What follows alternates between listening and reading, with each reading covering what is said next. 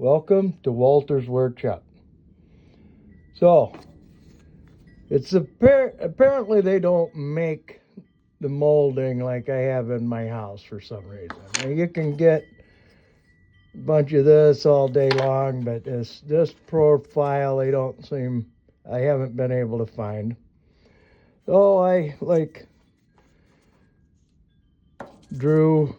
traced the profile, and I figured out what I felt the angle or the radius was, and I bought myself a router bit.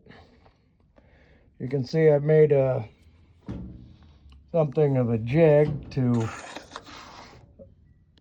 cut that radius in the wood, and I just ripped down some 2x4s and a table saw, cut that radius in there, and there you go. Just so happens that I have this really nice 45-degree jig I made for making boxes and such. So I cut some really accurate 45s.